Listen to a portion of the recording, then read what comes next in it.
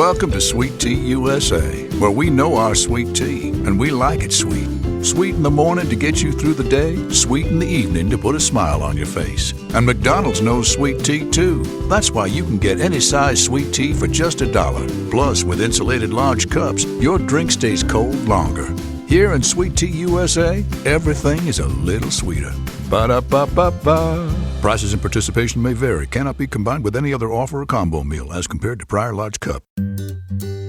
Switching to Geico is a good idea, especially when you consider everything. First off, Geico makes it easy to switch. They have licensed agents available 24/7 online or over the phone. But if it's so easy, you might start thinking everything is easy, even big wave surfing. And it's not. It's actually quite difficult. Well, if you switch to Geico, you could save hundreds on car insurance. And you could keep saving by bundling your motorcycle, boat, and RV, plus your home or renter's insurance.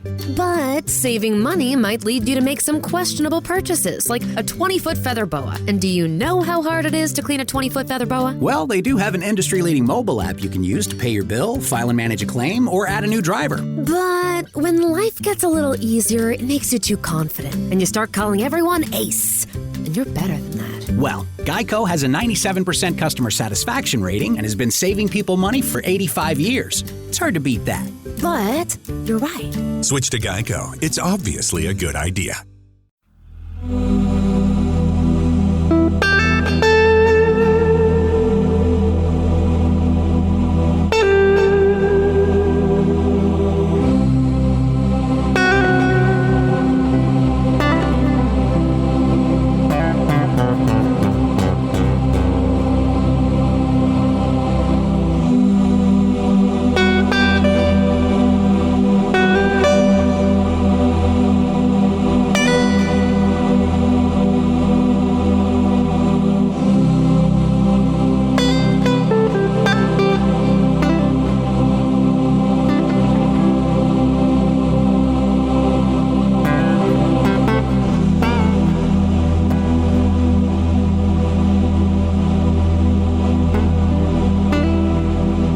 Good evening, everybody. Welcome to another edition of Astral Perceptions here on the Paranormal UK Radio Network. I'm your host, Mark Johnson, and tonight I'm going to go into something a little bit different. I'm going to talk about a television show that many of you may have seen. If not, I highly recommend it. And even though it gets into religion, and anybody who listens to me know I'm not a religious person, I'm a spiritual person. I don't follow Christianity to the letter anymore. But yet, as a contradiction, I've always been fascinated with biblical history and how the Bible came together, what's true, what's not true, what's been lost and different things that have been found over the years. Because even though I don't consider myself a Christian, there is still a lot within Christianity that I feel is good. In fact, I feel most religions, while I feel most organized religions have been usurped by people who use it to control the masses and other people, there's still kernels of truth in there that we can learn from. And you know, to even quote, I believe it was Jesus who once said that there are many pathways, or the many paths to the Father, or in other words, many different roads spiritually that one can follow that would lead you to where you need to go on a spiritual level. And if you go with the concept of reincarnation, you could be living multiple lifetimes in different religions. You can be a Christian in one religion, a Muslim in another, a Hindu in another. You could be a Native American and following Native American spirituality. Heck, you could have been a Viking back in the old days following the old Norse gods, Odin and Thor and Loki. And no, I'm not talking about the Marvel Universe.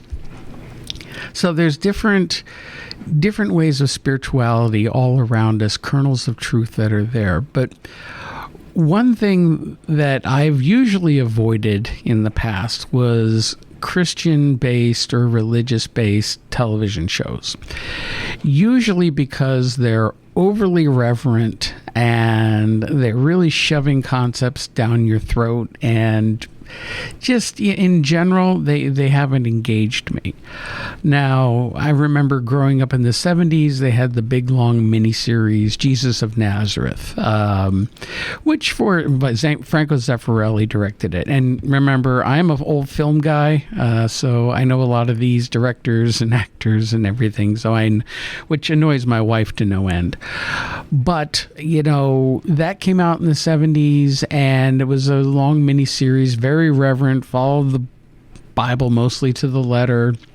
Not a lot of, tooling around or things changed for dramatic purposes. I've seen things like Jesus Christ Superstar, actually one of my favorite films and musicals of all time. And what I really liked about Jesus Christ Superstar, despite the fact that it was very hippies 1960s style, is the fact that Jesus, as played by the great Ted Neely, and Judas by the even more incredible Carl Anderson, who passed away a while back. Fantastic in their roles. Ted Neely presenting not so much a spiritual religious Jesus. There's almost like an anger beneath him. There was a troubleness, which made him feel more human. Even Judas, who played by Carl Anderson, who was very, very conflicted. He thought that they should be going in one direction. Jesus was always going in another direction. There was a love-hate relationship between the two of them in the movie, of course, and the Broadway play. But it was fascinating for its time. Now, again, a lot of people can't handle it. It's a lot of screaming. But you know what? It's still very, very cool. I know NBC tried doing a remake of it with John Legend playing Jesus here just last year, which I didn't really care for the production values on it. I thought it was rather boring myself. Nobody comes close to Ted Neely and Carl Anderson for me, so that's just it. But, there's been other movies as well. There's the very controversial Passion of the Christ, Martin Scorsese's movie based on the Greek novel. I can't remember the author's name. With presenting a very different version of Jesus, a very tortured version of Jesus. And Scorsese's version went even farther, but I didn't really, it wasn't a great movie. I kind of liked some things where they went with it, but for the most part, it went so far off the rails, it wasn't even funny. Now, I'm going to talk about a new show that came out last year, and it is now, if you can get the Peacock app, you can watch all 8 episodes of the first season. It's called The Chosen. And from a filmmaking standpoint, I'm fascinated with this show because it was 100% crowd-funded. No big studios came in to do it. It was a small independent studio. These two guys got together. They wrote it, produced it. They raised the money on GoFundMe, and they were able to make an entire season from it. And let me tell you something. For a small independent crowd-funded production, it's phenomenal. The costumes, the sets, the actors everybody in this is great. You would never know that this was a crowd-funded independently produced series. And what I really like about it is that it comes at the early days of Jesus, just before he really starts his ministry, but it goes into the background of several of the disciples, including Simon and Andrew the fisherman. It goes into Matthew, who's a tax collector, but it really shows them as people, and the writing is great. The characterizations and the actors themselves do a fantastic job. And then comes Jesus. Now, the actor who plays Jesus, ironically, is a Catholic playing a Jew. He's absolutely phenomenal. In my opinion, he is the best Jesus ever, because he plays him as an absolute 100% believable human being. Someone with a great sense of humor, who smiles a lot, who talks passionately, but it's not like fire and brimstone or all super reverent, but he gets his point across. He tells the parables. The way he teaches. Yes, he performs miracles in the show, but you know what? It's not so overly flashy done Cecil B. DeMille style. It's very, very realistic, very spiritually enlightening. And I found myself totally enthralled in the show. And they're making a second season, and I can't wait for it to come out. They get into other characters involving the Romans. And from what I understand, they really went to great pains to be as historically accurate as possible in terms of, the costumes and the culture at the time and how everybody would be. Now, if I have any complaint, they still fall into the trap of following the Gospels too far, but I can't really blame them because it is a Christian-based show. They made by Christians, going into the Christian faith, granted. Now, I do believe Jesus existed. I don't believe the canonical Bible version of Jesus 100% because I believe that those manuscripts have been altered and changed over the years, ever since the Bible was first put together during the councils of Constantinople and Nicaea, and then rewritten and recopied, and some things changed or added out. One of the concepts would be the concept of reincarnation, which was very much believed back in those days by the Israelites, by the Jews. And there are several references still in there. First of all, the reference of being born again. Okay, you hear born again Christians. Well, that was twisted, or they took so much out of it that modern Christians don't understand that Jesus was talking about reincarnation, this cycle of rebirth, this cycle of coming back and learning these lessons. And we could not know God until we've been born again. Well, that means we cannot know Creator Source until we have learned all these lessons, come back and had these experiences. There's a section in the Bible where Jesus asks his disciples, "Who do the people say I am?" And so they respond, "Oh, some say you're Moses, some say you're Elijah, some say this and that." And modern Christianity kind of glosses that over. Like they're not touching on the fact that they're really asking people, who is he? Is he the reincarnation of one of these old prophets? And but that gets glossed over, and nobody really focuses much on it. So there's still kernels of truth in there. But it was a great show, and even though, again, I'm not a Christian, it really hit me in a lot of ways and brought back some spirituality and spiritual feelings that I feel as I've been missing for a long time. It rekindled something in me watching this show. Now, does that mean I'm going to go to church? No. You couldn't drag me back kicking and screaming. I'd be too bored to death because I have my own opinions. I have different opinions. Now, again, that's not saying to any of you who are Christian that I'm putting down your faith and beliefs, because I'm absolutely not. You can do what you need to do. Follow whatever path you need to follow in order to live your life and have the most spiritual life that you can, whatever's meant for you. Each one of us is an individual. We're meant to follow different paths. So you can follow Christianity, Islam, Hinduism, whatever. I tend to lean a little bit more towards the nature Aboriginal style of spirituality, because I feel it's more closer to where we really should have come from, where we came from, where we really should be before organized religion came in with all their dogma and rules and sin and hell, and you need to do what we tell you to or you're going to hell. Which, there is no hell.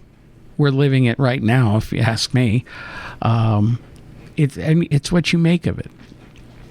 There are tales of people who have had near-death experiences, and a majority of people who have had NDEs report very positive ones. People who go through and they meet loved ones who've passed on. They meet angels or guides. People meet Jesus. And every once in a while, someone will have a very negative experience where they feel like they go to hell. And do I feel that they've gone to a real hell? Not necessarily, for the same reason that I don't quite believe that they're going and meeting Jesus per se. Because I think that when we cross over, we take a lot of our own biases and beliefs with us for the first layer. As we cross over, we're still who we are from this lifetime before we come into our entire being, and then all the memories come flooding back, and we realize that the lifetime we've just led is one small part of the totality of who we are, all the other different lifetimes and experiences, not only in the physical earth plane, but on many other different levels and planes. So again, it's whatever path you need to follow, and don't let anybody tell you any different. Don't let anybody try to scare you into following a certain path. I mean, I have to admit, I was bitter for many years after when I was growing up in the church. I was very religious and tried to follow the doctrines of Christianity, and tried not to, think outside the box. And my mind just wasn't working that way. And it wasn't until I started hitting my late teens, early 20s, I realized, you know what? I have to just admit to myself, I don't believe in this. Not the way it's been taught to me. And there were too many inconsistencies that I saw within the Bible. The Bible, I do not believe, is the absolute word of God. It's the words of man, taken from oral tradition and then written and rewritten and rewritten and reprocessed until you have the Bible today. And you can go out and buy several Bibles right now and compare the passages next to each other, and each translation has slightly different meanings to them. So you can use it as a guide. You can go, you read, and you hold on to, like anything in life, you can read and take into you what makes sense to you. And if something doesn't serve you, disregard it and move on with your life. No, you're not going to go to hell. You're not going to get punished for it. The God of the Old Testament, I firmly believe, is not the God of the New Testament. I think that was much more of a spiritual. Those writings were more spiritual, at least the ones based on Jesus. Now, the later writings in the New Testament, I take issue with some of them, especially those of Paul, because he was a Roman who he kind of came in and took over leading the religion and put in all of his own dogma, telling women to be silent in church and coming up with a lot of the rules and dogma that Jesus never said a word about any of this stuff. And people look at those letters and they treat them as quote unquote gospel when Jesus never said those things. Now, we have to also take into account, great possibility, a lot of what supposedly Jesus said he never said, or it was taken out of context. I refer to the Dead Sea Scrolls and the Nag Hammadi Library that were discovered in the 50s and 70s in the Sinai region, the old manuscripts that were hidden from the Romans, that there were manuscripts in there like the Gospel of Thomas, which is nothing. It's not a narrative. It's just a complete history or a listing of different things that Jesus said. And some of them we're very familiar with that are in the canonical Bibles, and some things that are wildly different. And some things you kind of wrap your head around a bit, because it goes against what we've been taught in Christianity. So I'm very interested in all of that, all of biblical history. I don't know why I'm drawn to the region.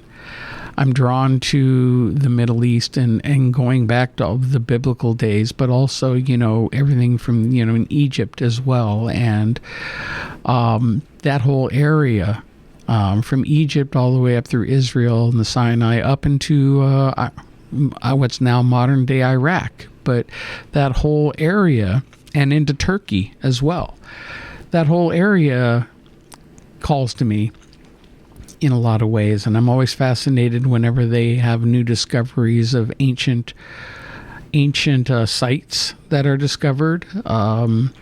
There was one point they thought they found the tomb of Jesus, and they made a big deal about it and did a special on it. Yet at the same time, you have to understand that what we think of Jesus, with what we call him in the English, Jesus in Spanish, but the actual Hebrew word name for him was Yeshua. Yeshua was his real name. Now, Yeshua is actually an old version of what we consider also to be Joshua. Joshua. So Jesus was most likely Joshua. And it was Yeshua ben Yosef. Yosef being Joseph, his father.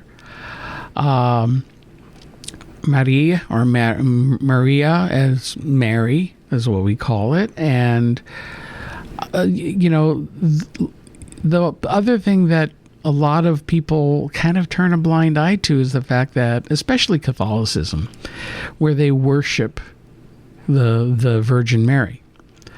But the fact is, okay, let's set the virgin side of it apart. Okay, was Jesus a miraculous birth? Maybe. I think that there might have been some hanky-panky going on there genetically, if, as some people, researchers have suggested, that Jesus might have been a hybrid, might have been artificially inseminated Mary, to produce a person who's had incredible psychic abilities, was able to perform these so-called miracles that really aren't miracles. They're the manipulation of matter and energy, and is something that we as human beings all used to be able to do hundreds of thousands, if not millions of years ago. But it's been beaten out of us. We've been deprogrammed, we've devolved, and we're no longer able to do these things. But there are people out there who are psychic in the world, who can tap into these energies, who can heal by laying hands. We still have the abilities in us, but especially in Western society, we have it totally brainwashed out of us from childhood onward. And these gifts are not fostered. And even people who have them strongly, I know several people who are very, very sensitive to psychic energies, to spiritual energies, and can do things, and they're afraid to do anything with it. They just want to live a normal life, and they push it aside. Other people who go around claiming they have these abilities really don't, because they're trying to make money off of it. Not saying that about every psychic. I've met a few psychics out there that are actually really good. But I've also met UFO abductees, contactees, who've had experiences and then afterwards not only became psychic, but could also do healing, laying of hands, and healing people.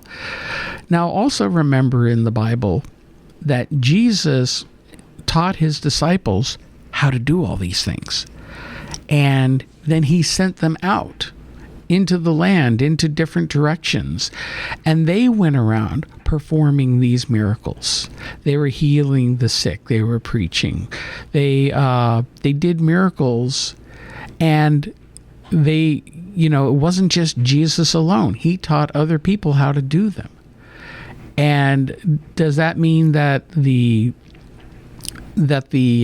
disciples were only able to do it because of Jesus's power? No, it's the power within them. It's the power within all of us. And I feel that that's what the real Jesus was really sent here to do, is sent here to teach us, to help us connect to that part of ourselves that we've forgotten, to become more on a spiritual level. And that is something that we really struggle with, especially nowadays. I see what's going on in the world with, our modern technology is making us take more steps backwards than ever. With cell phones and television and the internet and all the different manipulation that's going on out there, and people being told what to do here, what to do that, taking control of people's lives. Our government's getting way out of control and not leaving people to make their own darn decisions about their lives. And everything is becoming about control, which is exactly what the organized religion is. People who think the Pope is infallible, well, popes have started wars. Popes have done lots of bad things. You never hear about the female Pope, Pope Joan, who passed herself off as a man and was Pope for a while until they realized, she got caught and realized that she was a woman. And that caused quite a scandal. There is just so much that is within us that we are capable of. And if we can connect with that spirituality that's within us, we can do some amazing things. And a lot of what we need to reconnect with is our own compassion. And we need to stop judgment.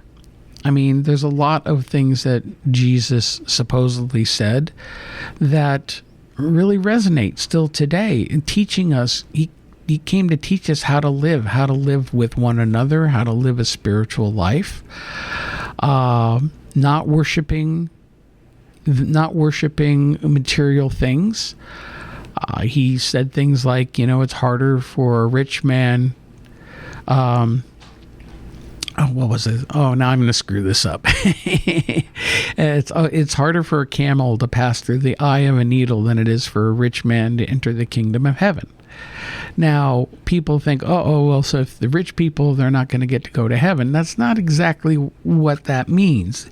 It's people who are so focused on a material lifestyle that they've ignored the spiritual aspects. They're not going to grow spiritually. They're not going to reach that state of completion as fast as maybe someone who is way lower down the economic chain. The poor people who have their faith and hang on to spirituality, they are going to get closer to God quicker than people who worship mammon, as it was called, or material things.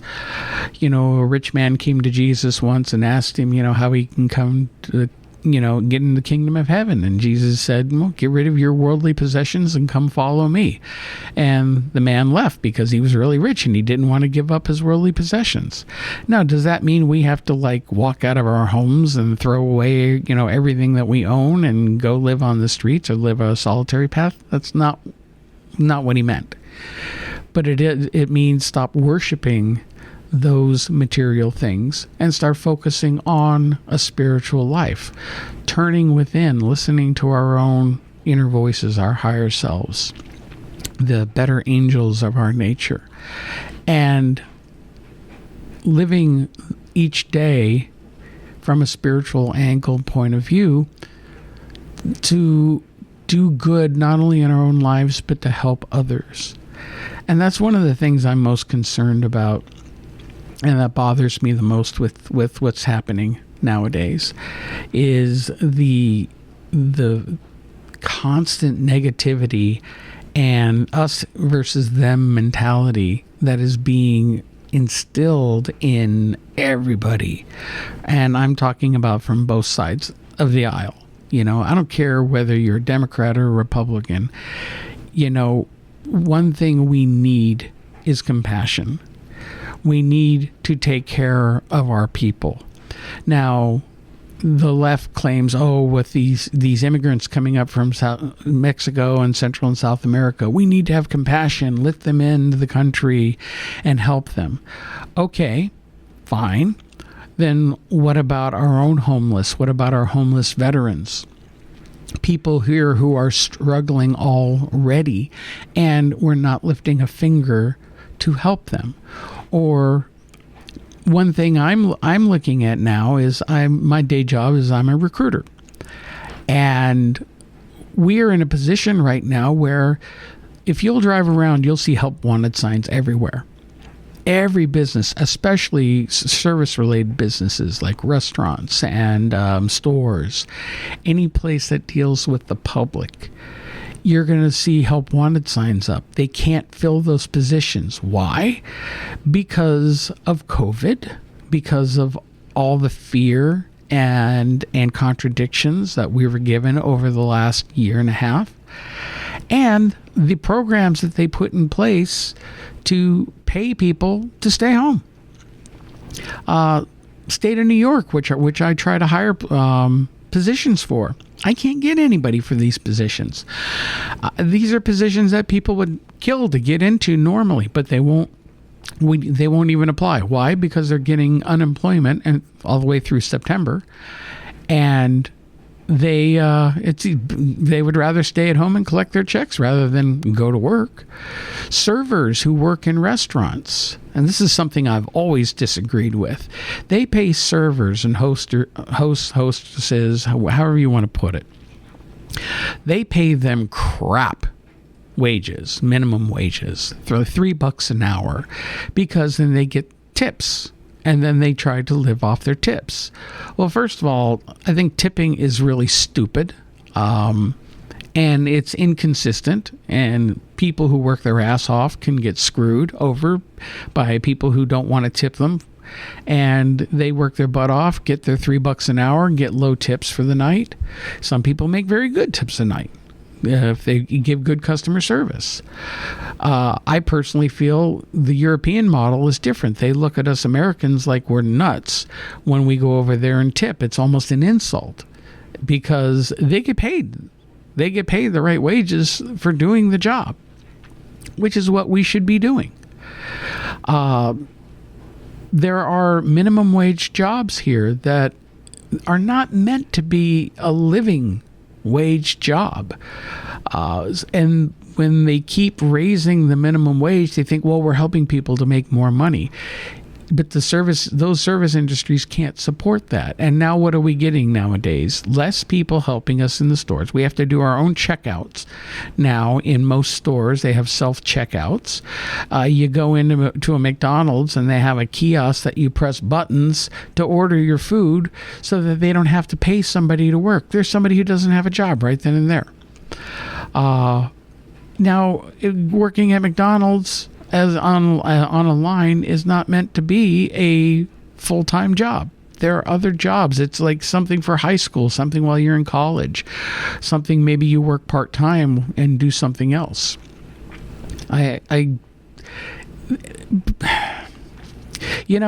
just going to have to say it. Our economy and the way we do things is so ass backwards. And I don't agree with it. I would not call myself a capitalist by any means. I do have socialist tendencies. I think there's some things that we should be helping each other on more. But at the same time, the socialism that they're trying to promote nowadays isn't truly a socialist society that works, because money and greed and power are all still involved. And trying to do some of this on such a mass scale doesn't work because of the greedy, because of the lazy, because of the type of society and people that we have developed over all of these years. I'll look back at which I have a high respect for the Aboriginal peoples, okay, especially the Native Americans and the Indian tribes throughout North America, going all the way down into South America, throughout the whole Americas, even the Australian Aboriginal tribes. And what I respect about them is before the Europeans came over and conquered them, they had very spiritual lives. They had communities where they helped one another. They didn't have money per se. There was a barter system. People did trade. They helped the poor people who were in their community. If somebody didn't have a horse or whatever, they would be given a horse, or they'd be given a lodge, teepee, to keep a roof over their heads. The community would come together to help those people. Let's say there was a family and the husband got killed and there's a wife and children at home. It was considered a great honor for someone to step up and say, I will take care of their needs. And that was looked on with pride. It was something that people, it was a very positive thing and looked on greatly within those communities and the tribes. And it's harder to do that nowadays because these were tiny, small communities, not big cities with millions of people and all the problems that come with it. I'm not a big city fan. I prefer a more rural environment, smaller communities where people actually work together. And it doesn't matter what color you are, what religion you follow, what nationality you are. We are all children of the Creator. We are all human. We are all here as one family, trying to learn from this lifetime and trying to advance ourselves. And that's what, I feel the real Jesus was trying to teach us.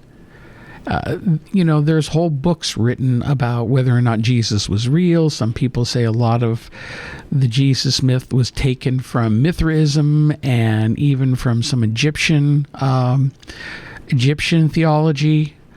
And maybe that's true. Maybe the whole virgin birth or even the crucifixion or the resurrection, that's been told in several different religions over time that predated Christianity.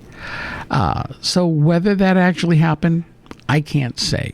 And so instead of focusing on what may have historically happened, I'll focus on what the message was. What the message was and how to live our lives.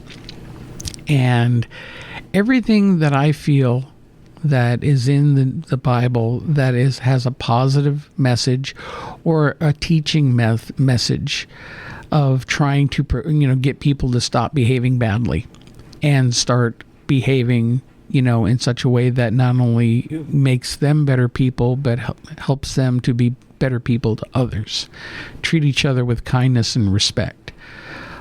Something very much lacking these days. Not hating our neighbors, not hating people who are not like us or don't hold our beliefs, or always drumming on the sins of the past. Well, you know what? The past is the past, and the past happened.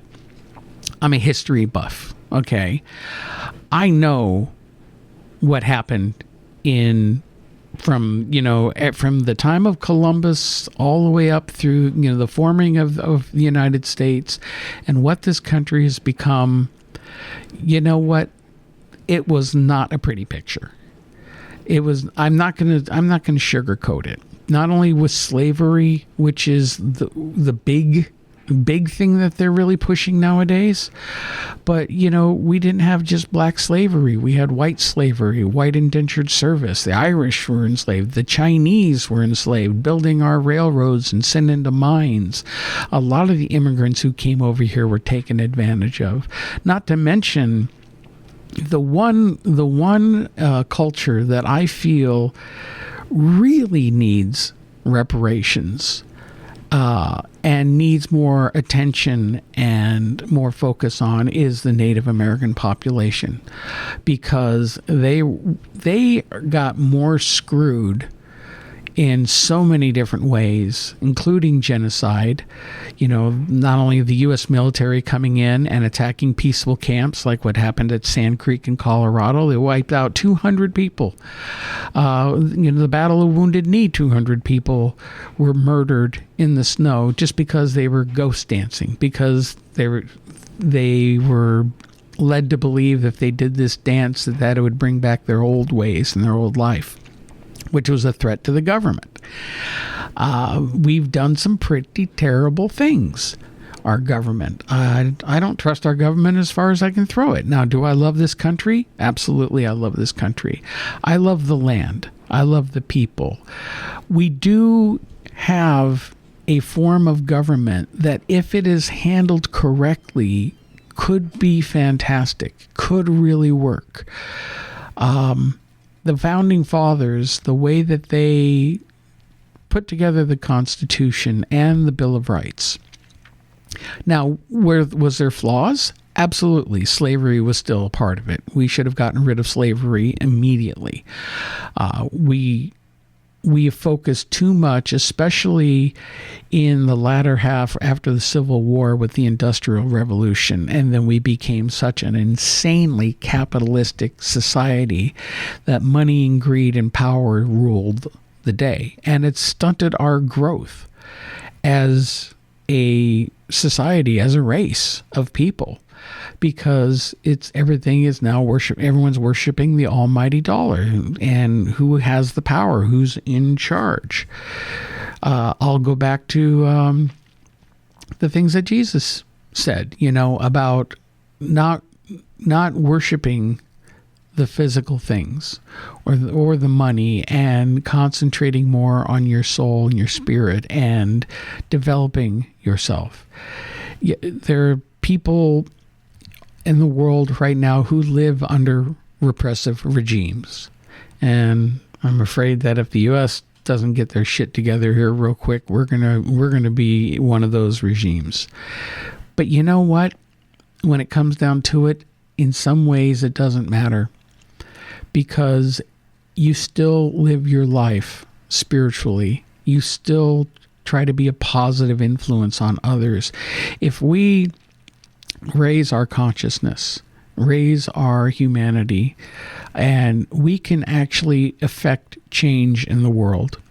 I know Whitley Strieber has done a lot of research into this, where they've actually conducted experiments, getting hundreds, if not thousands, of people at a time to do meditation and focus on a certain outcome for something, and it seems to work.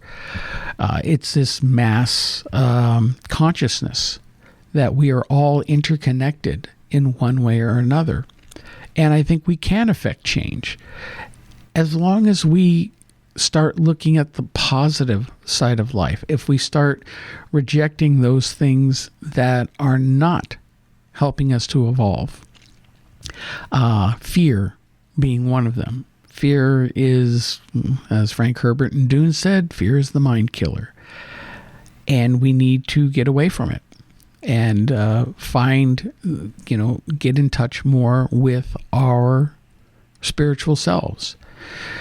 Now, kind of getting back to the show The Chosen, again, I just want to reiterate the fact that show, even though I'm not a Christian and I have a couple of small quibbles with it, I still very highly recommend, just because of how it will make you feel.